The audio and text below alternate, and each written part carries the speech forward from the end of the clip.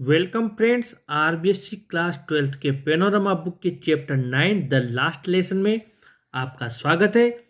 इस चैप्टर में हम चैप्टर पढ़ने के साथ ही जितने भी आपके क्वेश्चन आंसर्स हैं उनको भी साथ ही याद कर लेंगे। आइए स्टार्ट करते हैं। चैप्टर की शुरुआत में जो द नरेटर यहाँ लिखा हुआ है यानी कि जो वर्णन करता है वो स्कूल के लिए लेट हो जाता है, यानी the narrator started for school very late that morning. उस सुबह वो लेट हो जाता है।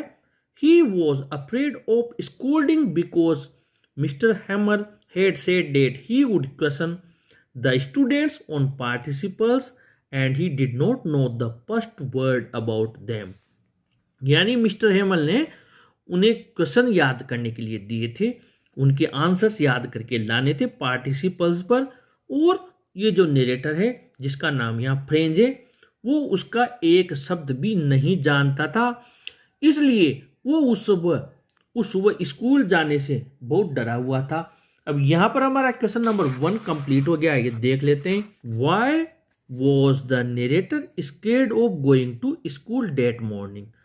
यानी कि वर्णनकर्ता उस सुबह स्कूल जाने के से क्यों डर रहा था, और इसी में अथवा में प्लस है what is the name of the narrator और why was he afraid of going to school that morning. उस सुबह वो स्कूल जाने से क्यों डर रहा था। इन दोनों क्वेश्चंस का मिलाकर एक ही आंसर बनाया है और ये आंसर हमारे यहाँ पर कंप्लीट हो गया, क्योंकि उसने पार्टिसिपल्स पर जो मिस्टर हेमल ने उनको होमवर्क दिया था उसको याद नहीं किया था और इसीलिए वो स्कूल जाने से डर रहा था।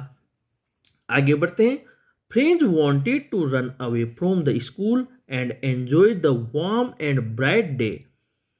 The birds were chirping at the edge of the woods and the drilling of the Prussian soldiers, it was all much more tempting than the rule for participles। यानी उस दिन फ्रेंच चाहता था कि वो स्कूल से भाग जाए और उसका जो दिन है वो बाहर व्यतीत करे। बाहर बहुत गर्मी थी और चमकीला दिन था, यानी शानदार दिन था और गर्म दिन था, और जो पक्षी थे वो चहचहा रहे थे जंगल के छोर पर, और जो प्रशिया के सैनिक थे वो कदम ताल कर रहे थे। ये सारी चीजें उसे बहुत ललचा रही थी। पार्टिसिपल्स के रूल से ज्यादा वो चीजें उसको आकर्षित कर रही थी, और यहीं पर हमारा क्वेश्चन नंबर 2 आ जाता है। क्वेश्चन नंबर 2 है which were the things that attracted Franz instead of going to school. यानी फ्रेंच को स्कूल जाने के बजाय कौन सी ऐसी चीजें थी जो आकर्षित कर रही थी, और इसी में अथवा में है how did he want to spend his day instead of going to school. School जाने के बजाय वो उसका दिन कैसे व्यतीत करना चाहता था, और इसका आंसर अभी हमने लिख लिया, क्योंकि वो पक्षियों की चहचहाट देखना चाहता था। दिन गर्म था, चमकीला था, और प्रशिया के सैनिक वहां पर ड्रिलिंग कर रहे थे, कदम ताल कर रहे थे। ये सारी चीजें उसे आकर्षित कर रही थी। चैप्टर को आगे बढ़ाते हैं। When French passed the town hall, there was a crowd in front of the bulletin board। जब वो टाउन हॉल के पास से गुजरा तो बुलेटिन बोर्ड जो सूचना पट्ट था उसके सामने बहुत भीड़ थी। All bad news had come from the board during the last 2 years। पिछले 2 सालों से सारी बुरी न्यूज इसी बोर्ड के माध्यम से आई थी। द लोस्ट बैटल्स, हारे हुए युद्ध, the draft the end the order of the commanding officer. जो हारे हुए युद्ध थे, ड्राफ्ट थे और कमांडिंग ऑफिसर के जो ऑर्डर्स थे, सब इसी बुलेटिन बोर्ड के माध्यम से सारी सूचनाएं आई थी। He thought there must be some bad news again. उसने सोचा आज भी जरूर कोई बुरी सूचना यहाँ पर आई होगी। यहाँ पर क्वेश्चन नंबर 3 हमारा आता है। क्वेश्चन नंबर 3 है What did French see as he passed the town hall। जब फ्रेंच टाउन हॉल के पास से गुजरा तो उसने क्या देखा। इसी में प्लस है What did French think as he saw big crowd before the bulletin board। जब बुलेटिन बोर्ड के सामने बहुत अधिक भीड़ देखी तो उसने क्या सोचा, और इनका आंसर अभी हमने यहाँ पर आपके आंसर कंप्लीट कर लिया। यहाँ से लेकर और यहाँ तक हमारे क्वेश्चन नंबर 3 का आंसर कंप्लीट हो चुका है। आगे बढ़ते हैं चैप्टर में। French was walking fast because he got late for school. French काफी तेज चल रहा था क्योंकि वो स्कूल से लेट हो गया था। The blacksmith Wachter who was there in the crowd told him that he did not need to hurry. He had read the new order from Berlin. Franz तेज चल रहा था। वहां पर वेक्टर लुहार खड़ा हुआ था भीड़ में और उसने उससे कहा कि अब उसे जल्दी जाने की जरूरत नहीं है। उसने वो बर्लिन से आया हुआ आदेश पढ़ लिया था। यहां पर क्वेश्चन नंबर 4 हमारे कंप्लीट हो रहा है। क्वेश्चन नंबर 4 है what did blacksmith tell Franz. लुहार ने फ्रेंच को क्या बताया और वाई और क्यों बताया। इसका आंसर हमारे कंप्लीट हो गया है क्योंकि उसने वो न्यूज पढ़ ली थी। The order had come from Berlin to teach only German in the schools of Alsace and Lorraine. जो ऑर्डर आया था बर्लिन से, वहां उस ऑर्डर में लिखा हुआ था कि अल्सेक और लोरेन के स्कूलों में अब केवल जर्मन भाषा ही पढ़ाई जाएगी। Mr. Hamel was a teacher of French language. He had to leave now. So he said that it was his last lesson.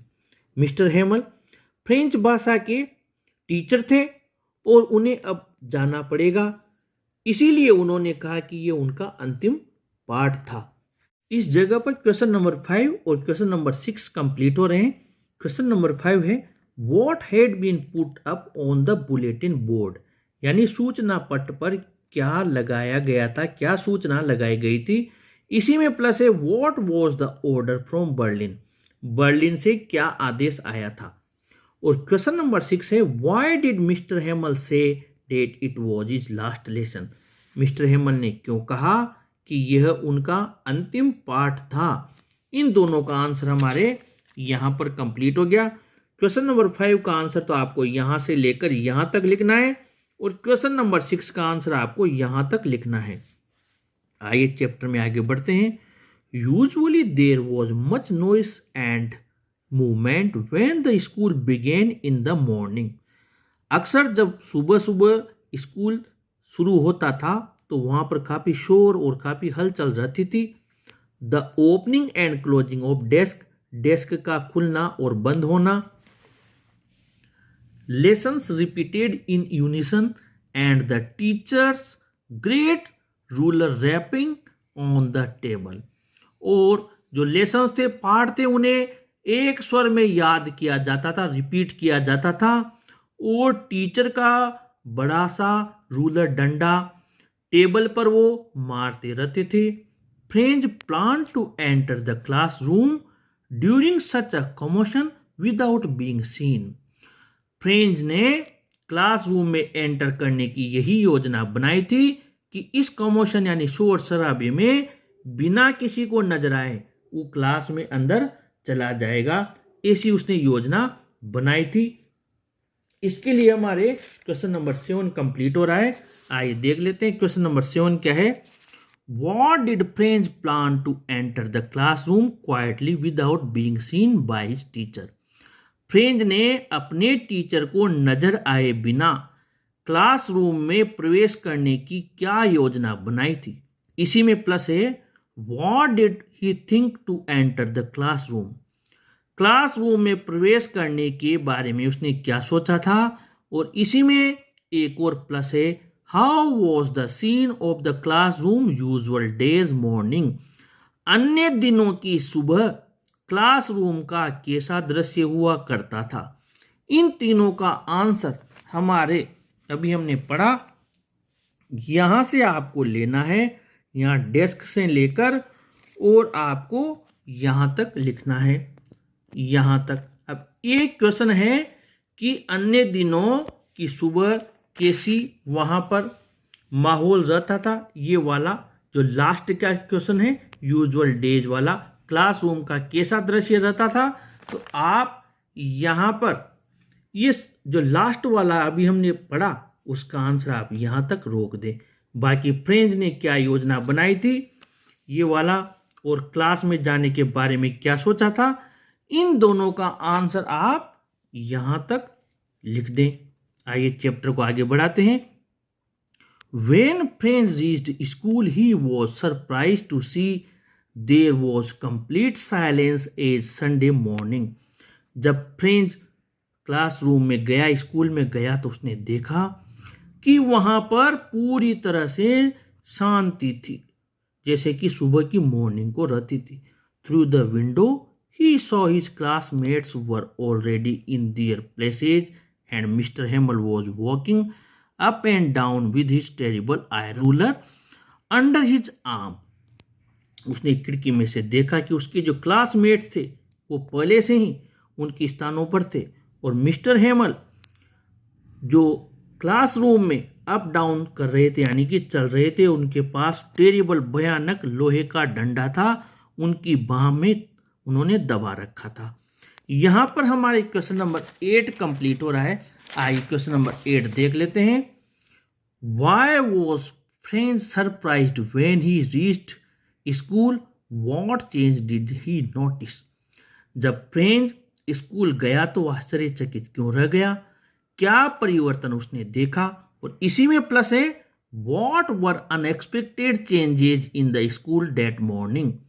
उस सुबह कौन से अनअपेक्षित परिवर्तन नजर आए थे. और इन दोनों का आंसर अभी अभी हमने पढ़ा है. आपको यहां से लेकर और यहां तक आपको लिखना है. आइए चैप्टर में आगे बढ़ते हैं. Mister Hamel saw him but did not scold him. He asked him to go to his place. Mister Hamel ने उसे देख लिया लेकिन उसको स्कोल्ड नहीं किया, उसको डांटा फटकारा नहीं, और उससे कहा कि आप अपनी जगह पर चले जाएं. But the thing that surprised him was to see the village people sitting on the back benches of the classroom. जो गांव के लोग थे वो क्लासरूम के जो पीछे की बेंचेस थी उन पर बैठे हुए थे. The village people were the former mayor and the former postmaster. जो गांव के लोग थे उनमें पूर्व वहाँ का महापौर और पूर्व postmaster, old Hauser and several others, और अन्य लोग भी थे. Everybody looked sad and Hauser had brought an old primer. हर कोई दुखी नजर आ रहा था और हाउसर एक पुरानी प्राथमिक कक्षा की पुस्तक लेकर आया था. They came there to show their respect to Mister Hamel for his 40 years of faithful service. वो वहां पर मिस्टर हेमल की 40 साल की सर्विस की थी, वफादारी पूर्ण, उसके लिए उनका सम्मान प्रकट करने के लिए वो वहां पर आए थे. यहां पर हमारे क्वेश्चन नंबर आपके 9 वाला कंप्लीट हो रहा है, इसलिए पहले क्वेश्चन नंबर 9 देख लेते हैं. क्वेश्चन नंबर 9 है how did Mister Hamel react when Franz reached school late that morning. यानी कि जब फ्रेंच उस सुबह लेट स्कूल पहुंचा तो मिस्टर हेमल ने कैसा रिएक्ट किया. इसका आंसर आपको ये लिखना है. Mister Hamel did not scold him. Mister Hamel ने फ्रेंच को डांटा नहीं, scold Franz. When he reached, ये वेन वाली लाइन हमने क्वेश्चन में से ले ली, यानी कि आंसर तो हमारे ये यहाँ पर रहा. Mister Hamel saw him but did not scold him. यहाँ तक ये 9 का आंसर, ये यहाँ तक लिखना है. इसमें हमने क्या किया, क्वेश्चन को अच्छे आंसर बनाने के लिए इसमें ये लाइन साथ में जोड़ दी वेन वाली. Mister Hamel did not scold Franz when he reached school late that morning. और साथ में आपको यहाँ पर ये तो हमने लिख लिया कि उसे डाटा नहीं, और ये लाइन और ऐड कर दी, he asked him to go to his place. और यहाँ पर हमारे क्वेश्चन नंबर 10 कंप्लीट हो रहा है. Who were the village people, how did they look. गांव के लोग कौन थे, वे कैसे दिखते थे. और इसी में प्लस है why did the village people come to attend Mister Hamel's class. गांव के लोग मिस्टर हेमल की क्लास को अटेंड करने क्यों आए थे. और ये 10वीं के जो 2 क्वेश्चन हैं इसका आंसर अभी हमने पढ़ लिया. ये लोग आए थे और वो उनकी 40 साल की जो सेवा थी उसके प्रति सम्मान प्रकट करने के लिए वहां आए थे. आगे बढ़ते हैं. When French heard that it was the last lesson in French he was shocked.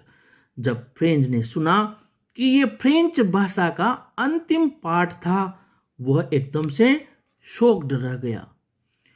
His attitude towards his books and his teacher completely changed. उसका एटीट्यूड पुस्तकों के और उसके टीचर के प्रति पूरी तरह बदल गया। He was sad and sorry for not learning his lessons. His book suddenly turned to his old friends. उसे बड़ा दुख हुआ, बड़ा पछतावा हुआ कि उसने अपने पाठ याद नहीं किए और उसकी पुस्तकें अब उसकी पुरानी मित्र बन गई। यहाँ पर हमारे क्वेश्चन नंबर 11 कंप्लीट हो रहा है। क्वेश्चन नंबर 11 है, how did Franz feeling about Mister Hamel and school change? Franz की भावना मिस्टर हेमल और स्कूल के प्रति क्यों बदल गई?